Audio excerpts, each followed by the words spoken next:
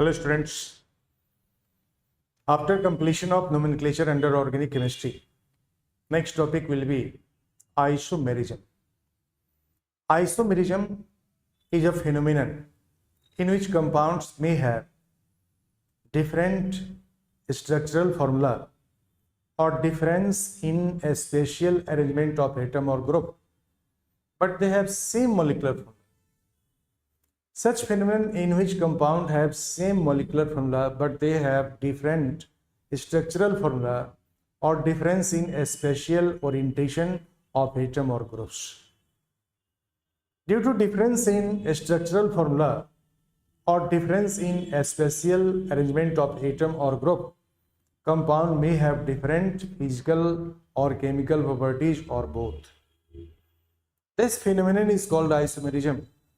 And such compounds which show isomerism called isomers. Isomerism are of two types. First one is called a structural isomerism, which arises due to difference in the structural formula. And second one is a stereoisomerism, which arises due to difference in the orientation of atom or group.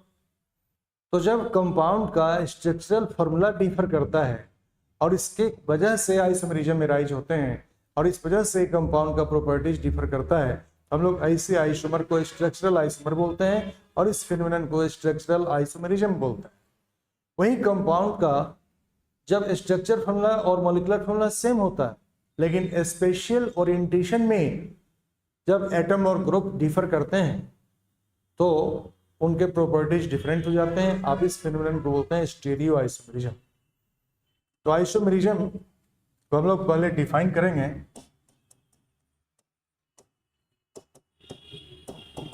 Isomerism is a phenomenon in which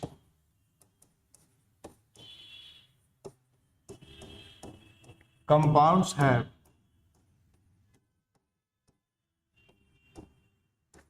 same molecular formula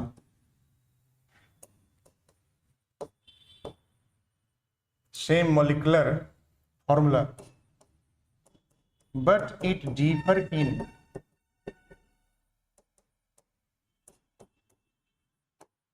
physical or chemical properties or both due to difference in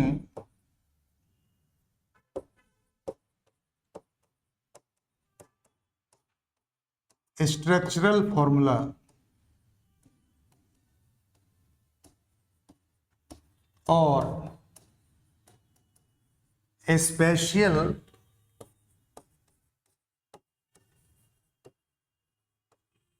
arrangement of atom or groups. Different special arrangement of atom और group होने के कारण या structure formula में difference होने के कारण compound के प्रॉपर्टीज डिफरेंट हो जाते हैं, जबकि मॉलिक्यूलर फॉर्मूला कंपाउंड का सेम रहता है। आप इस फिनोमेनन को बोलते हैं आइसोमेरिज्म। आइसोमेरिज्म के टाइप्स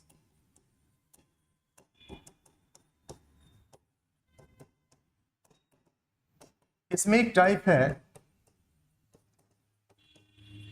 जिसको बोलते हैं structural isomerism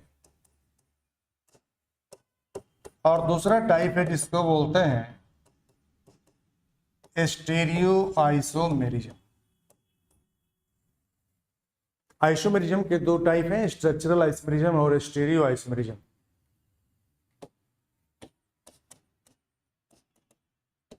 structural isomerism arise due to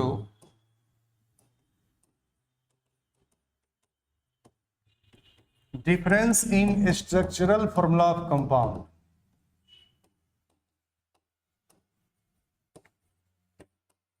structural formula of compound जब डिफर करते हैं तब स्ट्रक्चरल आइसोमेरिज्म राइज होता है।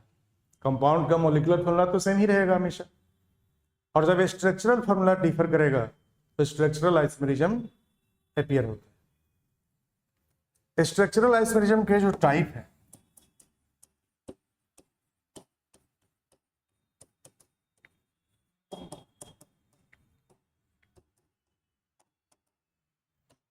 इसमें फर्स्ट वन है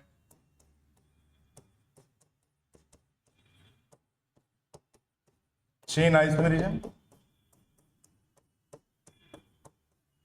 second is position isomerism,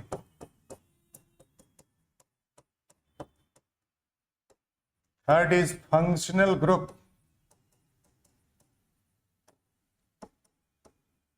isomerism,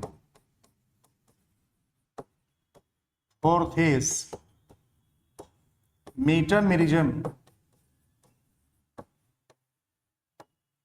and fifth is tautomerism. Chain isomerism, position isomerism, functional group isomerism, metamerism, tautomerism के साथ एक आइसोमेरिज्म हम लोग और पढ़ सकते हैं और वो है ring chain isomerism.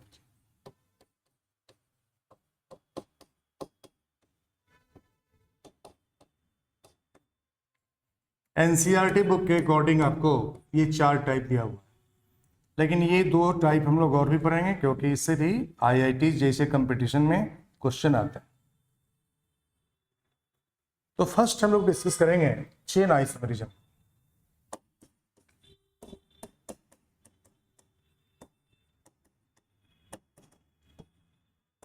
It arise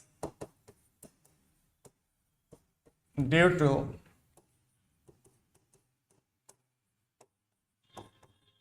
difference in the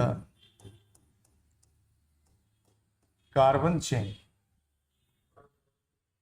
carbon chain में डिफरेंस के कारण ये अराइज होता है। Chain isomerism arise due to difference in the carbon chain. It arise due to difference in the carbon chain. It arise due to difference in the carbon chain.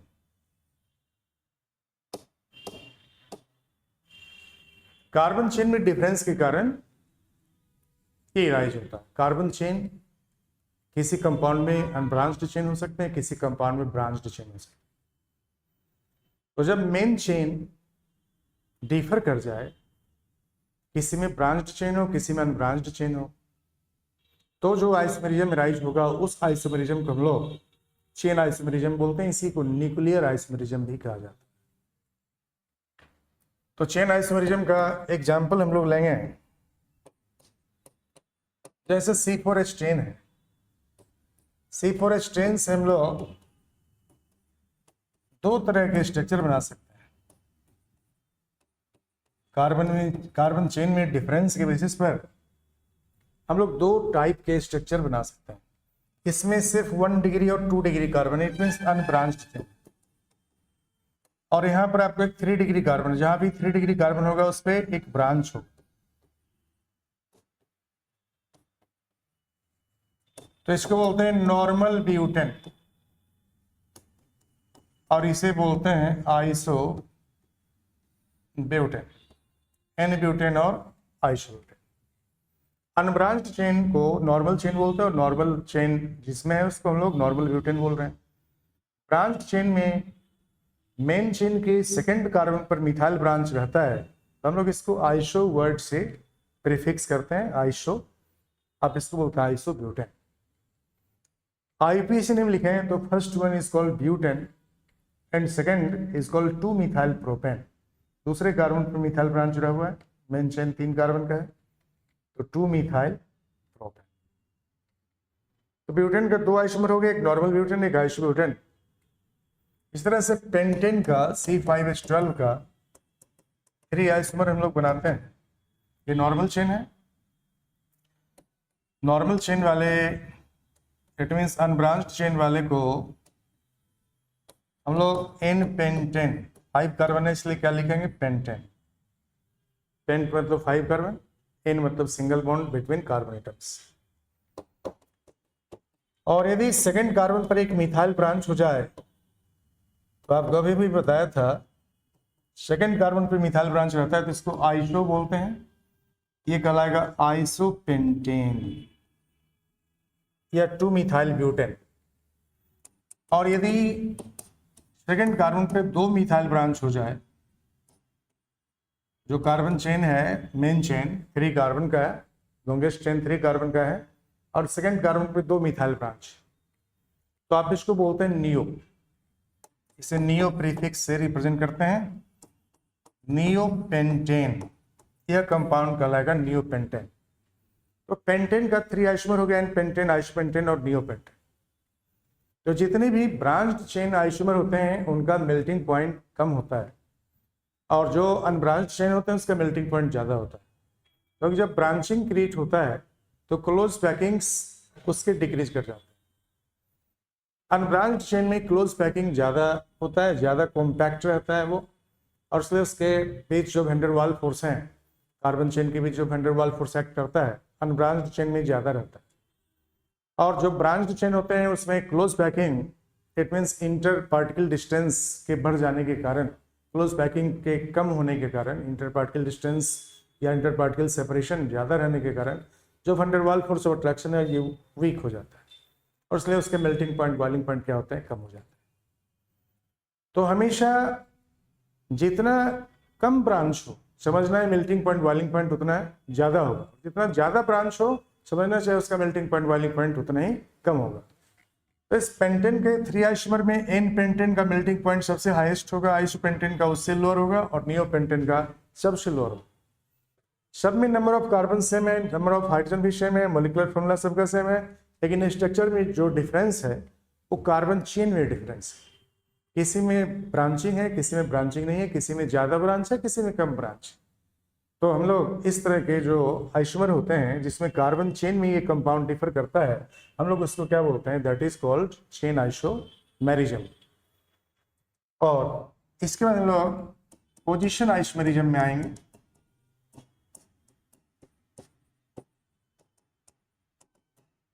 Position isomerism तब rise होता है जब compound differ करते हैं position of double bond में, position of substituent में, position of functional group में।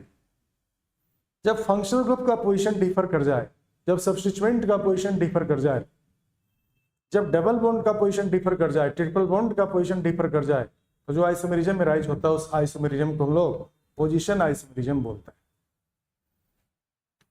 Compounds differ in position,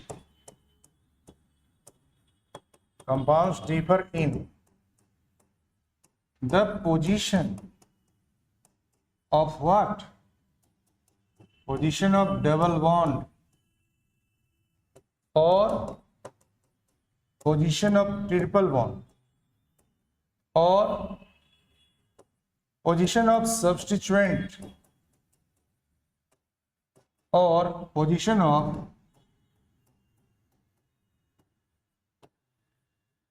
functional groups. जब फंक्शनल ग्रुप का पोजीशन, सब्स्टिट्यूएंट का पोजीशन, डबल बॉन्ड का पोजीशन या ट्रिपल बॉन्ड का पोजीशन डिफर कर जाता है, हम लोग ऐसे आइसोमर को पोजीशन आइसोमर बोलते हैं, और इस फिनोमेनन को पोजीशन आइसोमेरिज्म कहते हैं। इसका एग्जांपल देखिए, यहाँ देखिए 3 कार्बन का एक चेन है, कार्बन चेन है 3 कार्बन, इसमें फर्स्ट कार्बन पे क्लोरीन जुड़ा हुआ। तो जब इसका आप नेमिंग करते हैं तो क्लोरीन को लोएस्ट नंबर पे लेते हैं 1 पे, और इसका नेम हो जाता है 1 क्लोरो प्रोपेन। वहीं पर ये देखिए कार्बन चेन सेम है, जैसा कार्बन चेन है वैसा ही कार्बन चेन यहाँ भी, लेकिन अब क्लोरीन का पोजीशन इसमें डिफरेंट है। इसमें क्लोरीन सेकंड कार्बन पर जुड़े हुए हैं, तो ये कहलाता है 2 क्लोरोप्रोपेन। तो 1 क्लोरोप्रोपेन और 2 क्लोरोप्रोपेन डिफर कर रहा है पोजीशन ऑफ क्लोरीन में। क्लोरीन का पोजीशन इसमें फर्स्ट पर है और इसमें सेकंड पे है, जबकि मॉलिक्यूलर फॉर्मूला दोनों के सेम है। यदि मॉलिक्यूलर फॉर्मूला दोनों का लिखे हैं तो नंबर ऑफ कार्बन 3 है, नंबर ऑफ हाइड्रोजन 7 है, और नंबर ऑफ क्लोरीन 1 है। दोनों में same number of carbon, same number of hydrogen और same number of chlorine atom है, लेकिन ये दोनों कंपाउंड डिफर कर रहे हैं पोजीशन ऑफ हेलोजन एटम में, पोजीशन ऑफ क्लोरीन एटम में। हम लोग इसको क्या बोलते हैं, पोजीशन आइसोमर बोलते हैं, और इस फिनोमेनन को क्या बोलते हैं, पोजीशन आइसोमेरिज्म कहते हैं। इसी तरह से यदि C4H9OH ये अल्कोहल का फॉर्मूला हो गया, ब्यूटाइल अल्कोहल। इसमें देखिए आपको 4 कार्बन एटम है और इस 4 कार्बन एटम दोनों अनब्रांच्ड चेन है, दोनों में OH ग्रुप फंक्शनल ग्रुप के रूप में जुड़े हुए हैं। यहाँ पर OH ग्रुप देखिए आपको फर्स्ट कार्बन पर जुड़ा हुआ है और यहाँ पर OH ग्रुप आपको सेकंड कार्बन पर जुड़ा हुआ है। तो इसका जब नेम लिखते हैं तो इसका नेम हो जाता है ब्यूटेन 1 और इसका नेम हो जाता है ब्यूटेन 2 ऑल।